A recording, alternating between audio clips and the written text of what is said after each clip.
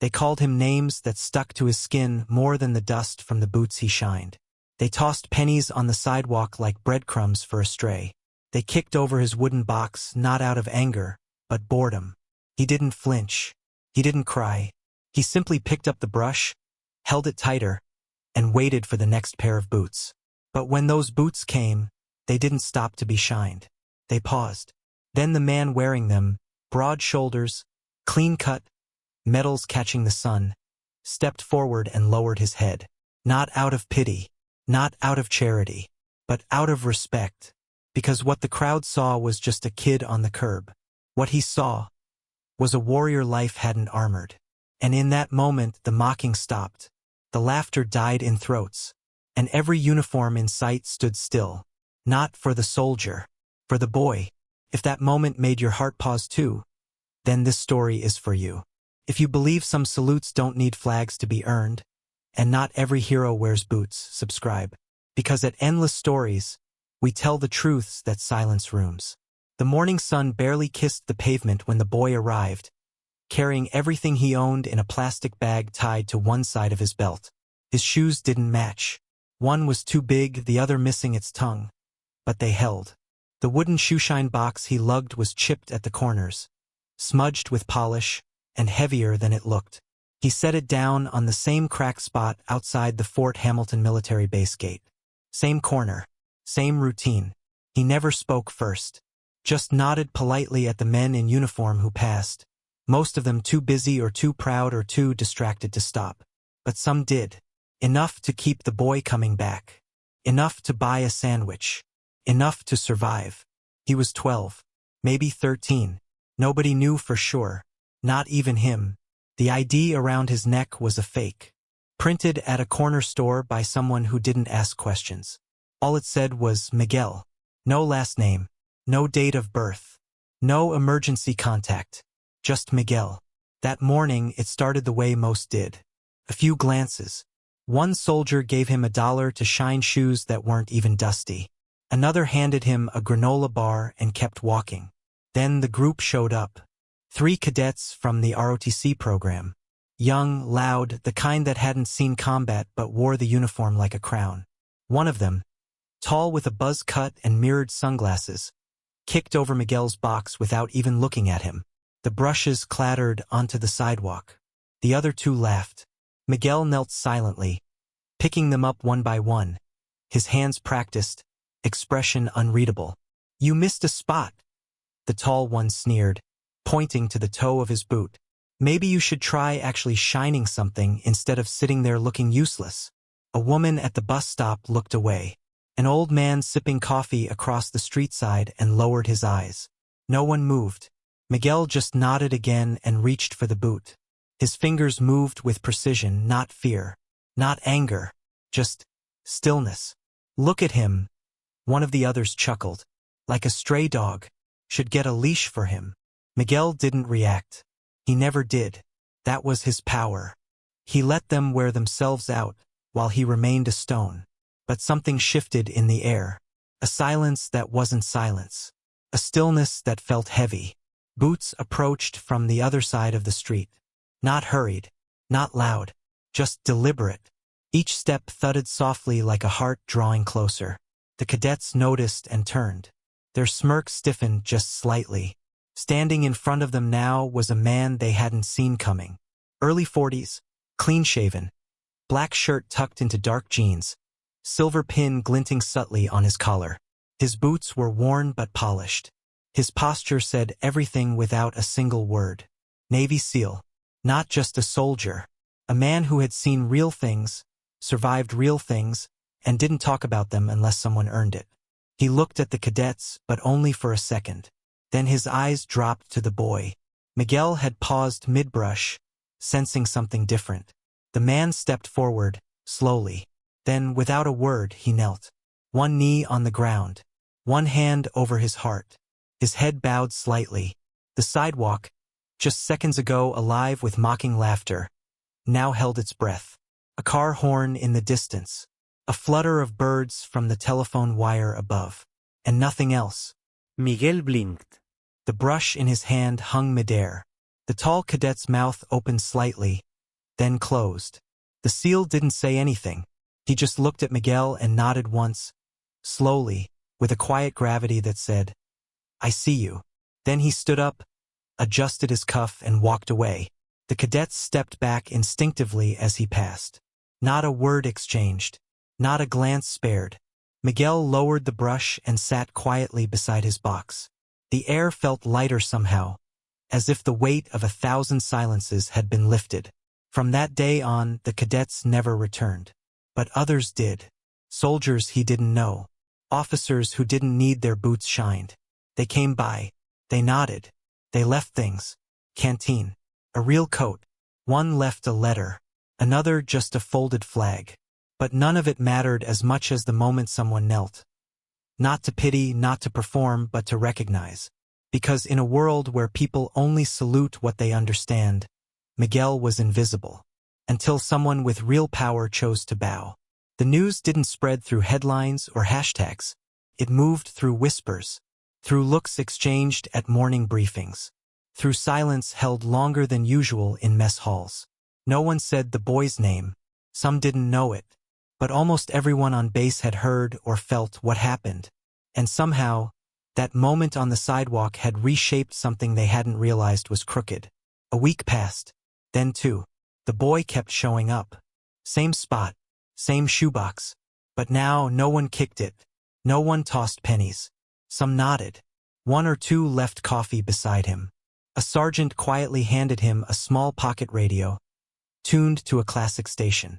The boy never asked for anything, but they started giving anyway. But not everyone was pleased. Behind glass doors in the admin building, where rank pressed tight against decorum, a few called it a spectacle. They used words like undisciplined sympathy, softening the line. One colonel slammed his fist on a desk and muttered something about standards, because they hadn't seen the boy. Not really. They only saw a uniform kneeling before someone they didn't believe deserved the gesture. But Lieutenant Commander Hayes, the man who knelt, didn't explain himself. He didn't need to. His record did that for him. 3 tours. 2 commendations for valor. 1 operation no one was allowed to speak of, even now. He didn't chase medals. He didn't chase headlines. And he sure as hell didn't kneel for attention. Hayes didn't return to the sidewalk for weeks. Not because he forgot, but because he wanted the moment to stand on its own. He knew visibility could ruin truth if it overstayed. But something pulled him back one rainy afternoon. The kind of rain that wasn't loud, but persistent, like a quiet reminder. Miguel was there, drenched, still, shoulders wrapped in a coat too large, boots tied with mismatched strings. He didn't look up when Hayes approached, just kept polishing a single shoe, even though no one sat in the chair. Hayes knelt again, this time not in silence. He opened a folded cloth and placed it beside Miguel's box. Inside was a pair of boots. Leather, solid, broken in but well kept. "They were mine," Hayes said softly. "Back when I had to earn every inch of ground I stood on." Miguel Post. He looked at the boots, then at Hayes, and without a word, reached out with both hands, not to take, but to receive. That gesture, subtle and ancient, stopped time again. From across the street, someone took a photo. It wasn't planned, wasn't posed. Just 2 figures, a boy with nothing, and a soldier with stories he'd never tell, bridging something no rank could measure. The photo made it to a veterans group chat, then to a commander's inbox, then further. But Miguel didn't know that. All he knew was the boots fit. Not perfectly, but they fit better than anything else in his life so far. That night, under the awning of a closed laundromat, he rested his head against the shoebox and felt, for the first time, not cold, not alone. The next morning, something different happened. As he set up his kit, a man in civilian clothes approached. Clean shirt, no name tag, No salute. but his presence carried the scent of policy. He introduced himself as Daniels, said he worked with civil-military integration efforts. Miguel blinked, unsure what to say. Daniels smiled. "How would you feel about a job? Real one. Indoors. A place to sleep, too." Miguel didn't answer right away. He looked down at the boots Hayes had given him, then at the shoebox, then at the spot where the first brushstroke always began. "Can I still shine shoes?" he asked. Daniels nodded. "If you want, but you won't have to do it to eat." Miguel said nothing, but his eyes, for once, seemed to carry less weight, as if someone had reached into the silence he lived in and offered a name. He didn't pack much, just folded the coat neatly, polished the box one last time, slid the brushes inside like they were relics from a life he was about to outgrow, but not forget. Daniels returned that afternoon with a van, plain white, no logos, and opened the passenger door like he was welcoming royalty. Miguel hesitated for only a moment, then climbed in. He didn't ask where they were going. He didn't ask what he'd have to do. Trust, for him, wasn't something handed out. It was built in quiet, cautious layers. But there was something in Daniel's voice, in his eyes, that said, "No one's here to fix you, just to let you breathe." The van pulled up to a small building tucked behind a community center, painted in warm colors that looked like they were chosen by someone who cared. Inside, clean bunk beds lined the walls. A table held a tray of sandwiches. Not charity, dignity. And above the counter, a sign. Honor doesn't always wear a name tag. Miguel stared at it for a long time. That night, he slept on a mattress that didn't creak or sag or smell of rain. No sirens. No wet clothes. Just silence, the kind that doesn't suffocate, but holds you. In the morning, he found a uniform folded on his bunk. Not a military one. Just clean jeans, a soft shirt, and a name tag. Miguel. Real this time. He ran his fingers over it like it might disappear if he blinked too long. Daniels walked in with a folder and a slow smile. "There's a retired vet here named Rosa. Runs the shoe shop in the back. Used to be a medic. She could use a hand. Said she'd rather train someone who's already got the eyes for it." Miguel didn't say yes. He just stood, tucked the name tag in his pocket, and followed. Rosa was tough. Short, sharp, and didn't waste time with words she didn't mean. But when she saw Miguel, she didn't ask for his story. Just pointed to a chair, handed him a rag, and said, "Leather talks if you listen." And he did. For hours. Days. Weeks. Shoes came and went. Boots too. Some with bloodstains no polish could hide. Some with soles worn thin from running, away or toward. Miguel learned every pair told a story. And slowly, without noticing, his hands stopped shaking when they weren't holding a brush. But the past has a strange way of testing growth. One afternoon, as he was helping Rosa sort laces by length, the door swung open hard. A man stepped in, tall, stiff, wearing the same mirrored sunglasses that had once reflected Miguel's humiliation. It was him, the cadet, buzzcut, still loud in silence. He didn't recognize Miguel. Not really. Just glanced at him, then passed, asking if they could fix his boots before inspection. Rosa gestured toward Miguel. "He's the best we've got." The cadet raised an eyebrow. "Kid like that." Rosa folded her arms. "Kid like that is the reason half this base started polishing their own boots again." "Sit." Miguel didn't flinch, just picked up the brush, the same one he'd used that day on the curb. The cadet didn't speak. Miguel didn't either. But as the leather caught the light, something shifted. The cadet glanced down, really looked, and paused. "Hey, you that kid from outside?" Miguel met his gaze. No, no confirmation. Just calm. The cadet swallowed hard. "I didn't mean back then.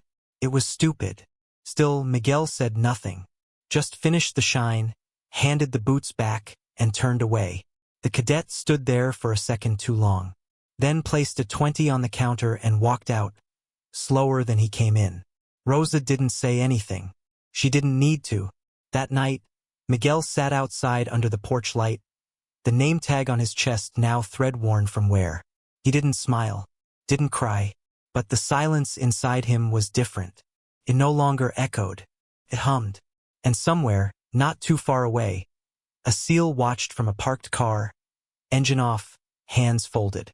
He didn't need to step in. The boy didn't need a rescue, just a witness. Hayes nodded once, then drove away. For now, 3 months passed, then 5. Seasons began to shift, but Miguel's rhythm remained the same. Quiet mornings, soft brushes. Hands that now moved with the grace of someone who had learned how to stay steady no matter the storm. Rosa said little, but her eyes grew warmer. Daniels checked in less often. That meant trust. That meant the boy who once sat on concrete with a broken box and bent shoulders was now something else. Not someone new, just someone less hidden. Then came the call. Not to Miguel, to Rosa, to Daniels, to Hayes. It wasn't an order, just a request. There was a ceremony planned at the base. A memorial for those who never returned. A small event.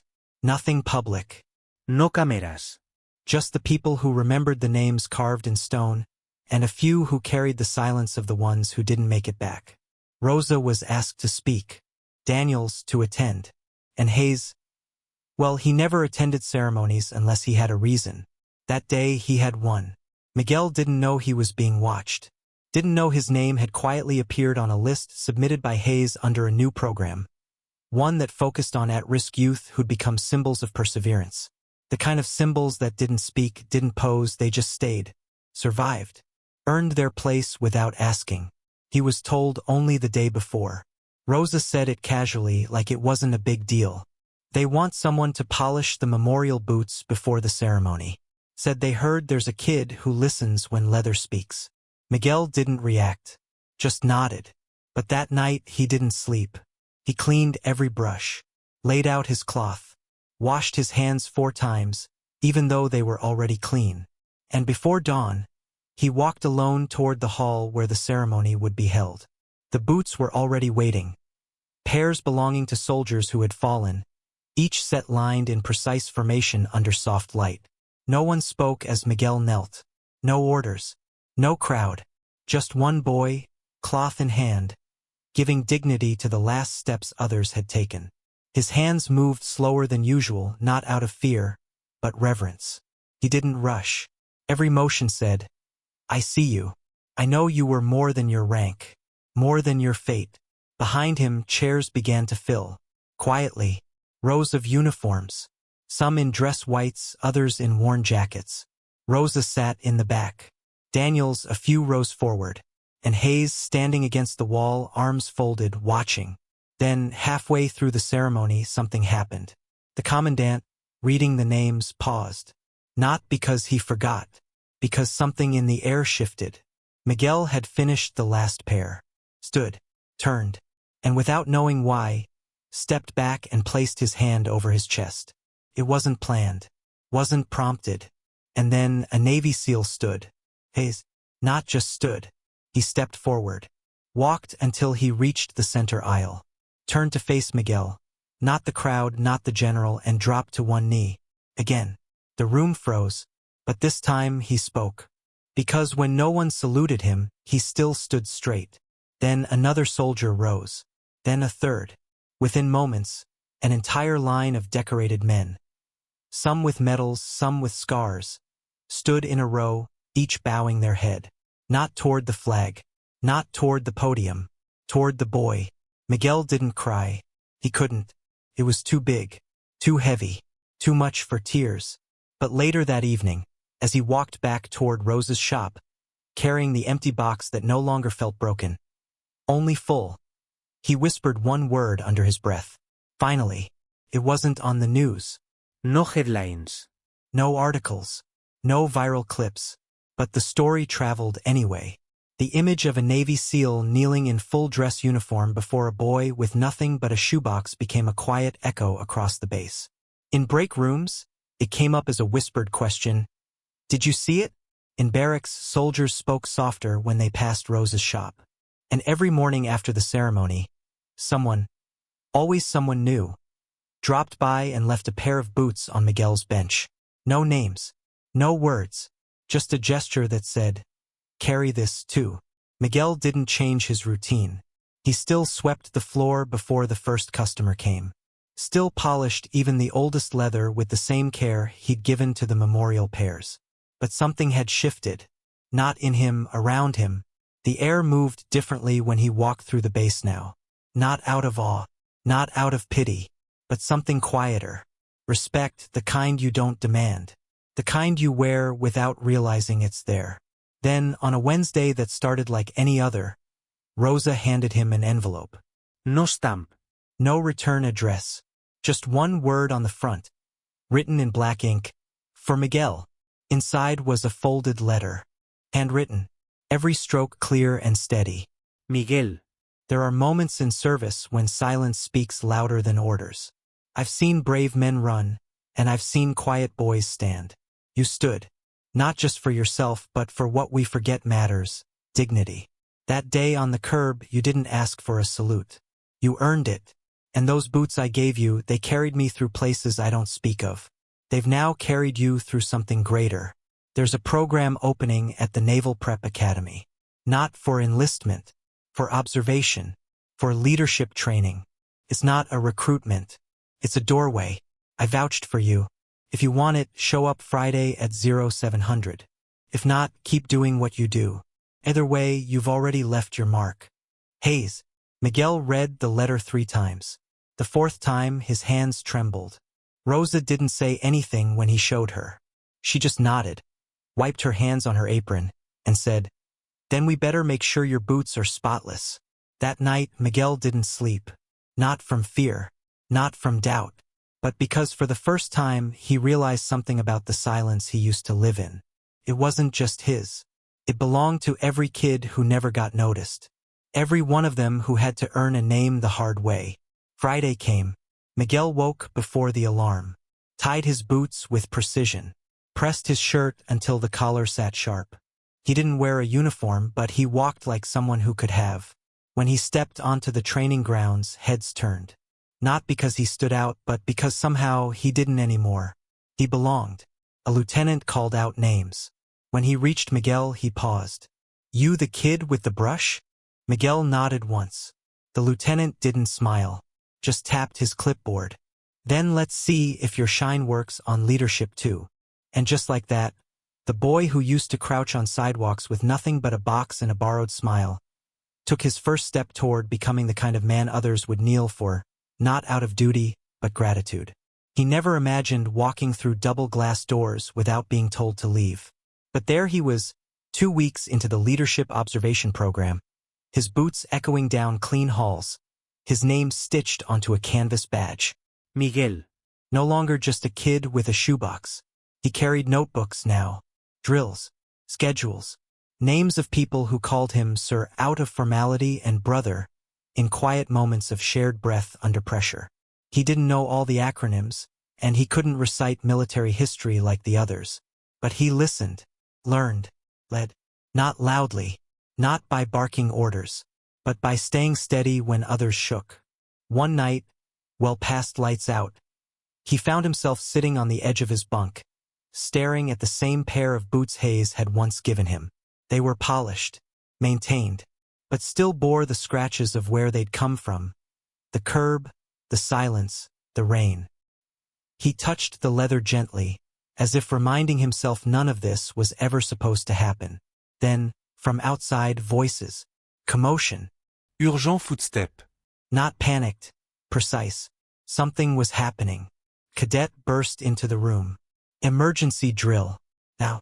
Main quad. Miguel moved before his thoughts caught up. He wasn't the fastest. But when he reached the quad, a circle had formed around a collapsed figure. An instructor, clutching his chest. Pale. Gasping. No one moved. Then Miguel did. He knelt, pressed his fingers to the man's neck. Weak pulse. Looked up. "We need the defib. Oxygen if you have it." Someone hesitated. Miguel snapped. "Now!" And they moved. Hands worked. Commands followed. Someone radioed medics. But in those 7 minutes, it was Miguel who kept the rhythm. Held the man's hand. Spoke calm words. Told him, "You're not alone, sir. I got you." Not out of heroism, but instinct. Like every ounce of silence he'd ever survived had trained him for this very noise. The instructor survived. By morning, the story had already traveled. They said a cadet with no formal training took control while others froze. Saved a man twice his size with half the air in his lungs. When the commander asked for a name, someone pointed. Miguel stood at attention. I straight. Hayes arrived later that week. Not to inspect. Not to kneel. Just to walk with him. They didn't say much. Just wandered the path behind the academy where the trees caught afternoon light in soft slants. Finally, Hayes spoke. When I was younger, I thought heroes were loud, big, wore armor. Miguel didn't interrupt. Hayes smiled. Turns out, sometimes they just carry a box and polish the world until they see themselves in it. Miguel looked down. The boots were still there, still shining. Do you miss it? He asked. Hayes tilted his head. The field? The fight? Miguel nodded. Hayes shook his head slowly. No. I found what I was looking for. They stopped by the courtyard. Hayes turned toward him. And now, I think I found who I was looking for. Miguel didn't reply, but he didn't have to. They stood there, two men. One shaped by war, the other by silence. And between them, not a salute, not a title, just a thread of honor passed hand to hand. Later, as evening fell, Miguel walked past a group of new cadets. One boy, younger, thinner, eyes wide, sat polishing his boots nervously. Miguel crouched beside him, handed over a cloth, and said softly, "Let the leather talk. All you have to do is listen." And with that, the Shoeshine kid, once mocked, once forgotten, once bowed to, quietly became the man others followed, not for his past, but for the way he never let it define him. Thank you for staying until the end. This wasn't a story about a shoebox, or boots, or salutes. It was about a boy who stood alone, and a soldier who saw him. It was about what happens when quiet dignity meets unexpected recognition. Some heroes are forged in battle. Others are built one brushstroke at a time on a city curb. If this story reminded you that respect doesn't come from age, or uniform, or rank, but from how we choose to see one another, then carry it with you. Share it. Let someone else remember the boy who never asked to be honored, but was. And if you believe more people need to hear stories like this, stories that heal, stories that humble, stories that stand in silence, then subscribe to Endless Stories. Because here we don't chase headlines. We honor the ones no one noticed. Until now.